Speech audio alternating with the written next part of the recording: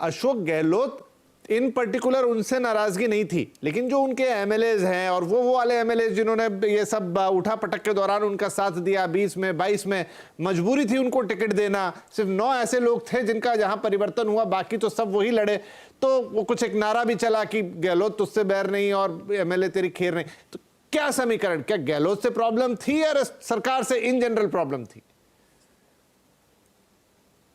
नहीं, देखिए, अगर आप देखें तो राजस्थान का चरित्र समझना पड़ेगा। राजस्थान बहुत शांत प्रदेश है। पहली बार राजस्थान से इस तरह के अपराध और सांप्रदायिक दंगे की खबरें एक के बाद एक आई।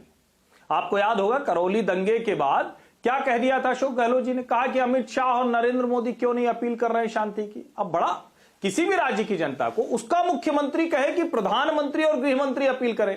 फिर जोधपुर में ऐसी स्थिति होती है, फिर जयपुर में एक सामान्य दुर्घटना को भी एक सांप्रदायिक तुष्टीकरण की तरफ ले जाते हैं। उदयपुर में कन्हैयालाल दर्जी की जो घटना होती है, तो आप भले कहें कि हमने सब कुछ काबू कर लिया, देखिए हमारा एनसीआरबी का डेटा ये है, भले यहां हो, लेकिन कुल मिलाकर चाहे कोरोना काल रहा हो, चाहे महिला अपराध रहे हो या फिर सांप्रदायिक तनाव, इस मसले पर राजस्थान की सरकार बुरी तरह से फ्लॉप रही है। और दूसरा, अशोक गहलोत मुख्यमंत्री के तौर पर 4 साल काम ही करते नहीं दिखे, न कांग्रेस दिखी न कांग्रेस की योजनाएं। तो यह कहना कि एमएलए से नाराजगी थी, इसे मैं ठीक नहीं मानता हूं। साधना जी कुछ कहना चाह रही थी। जी मैम।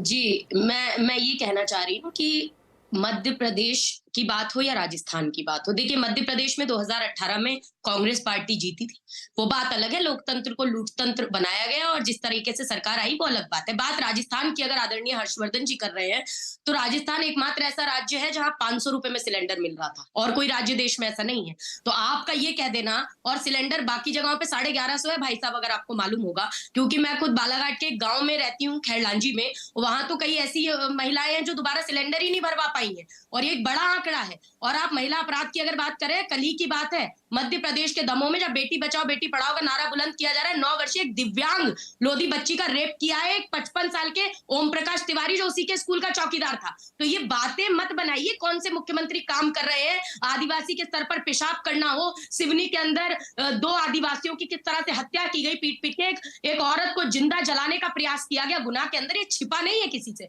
और बात जातिगत जनगणना की जब आई, तो कांग्रेस पार्टी वो पार्टी थी जो सबसे आगे आकर लड़ाई लड़ रही है। मोदी जी कहते रहे हर रैली में, ओबीसी का बेटा, ओबीसी का बेटा। मैं भारतीय ओबीसी महासभा की मुख्य संयोजक भी हूँ, इसीलिए इस बात को और दावे से कह सकती हूँ, डंके की चोट पर कह सकती हूँ आदरणीय हर्षवर्धन जी, कि मोदी जी जन्मजात ओबीसी तो नहीं है। ये तो आप भी भली बात ही जानते हैं। उन्होंने गुजरात के मुख्यमंत्री बनने के बाद अपनी अगड़ी जाति को पिछड़े वर्ग की सूची में शामिल किया, और आज गरीब जात हो गई, क्योंकि हम जातिगत जनगणना की बात कर रहे हैं। और कल तक खुद हर रैली में कहते हैं मैं ओबीसी का बेटा, मैं ओबीसी का बेटा। तो मीठा मीठा गप गप और कड़वा कड़वा थू थू करना भाजपा की पुरानी पॉलिसी है। और अब तो मुझे लगता है फास्ट ट्रैक कोर्ट में कार्रवाई करा के लटका देना चाहिए। और आप कौन से राजस्थान की कन्हैयालाल जी की आप बात कर रहे हैं जिस घटना की, वो अटारी कौन था? वो तो भाजपा का सक्रिय सदस्य निकला था, भाजपा के सारे नेताओं के साथ उसकी तस्वीर। साधना जी, सवाल वही है। तो मुझे लगता है कि ये एक तरीके से साधना जी और राकेश जी कर देना गलत है। साधना जी और राकेश जी से मेरा एक निवेदन ये है